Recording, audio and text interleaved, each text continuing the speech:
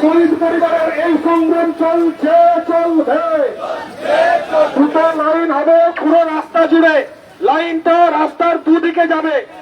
এই রাস্তা আমাদের জন্য ক্লিয়ার থাকবে, তাই যারা লাইন করছেন রাস্তার দুধার দিয়ে মিছিলটা আসবে, একটা ডান দিকে এবং একটা বাঁ দিকে, পুরো রাস্তাটা জুড়েই আমাদের মিছিল হবে।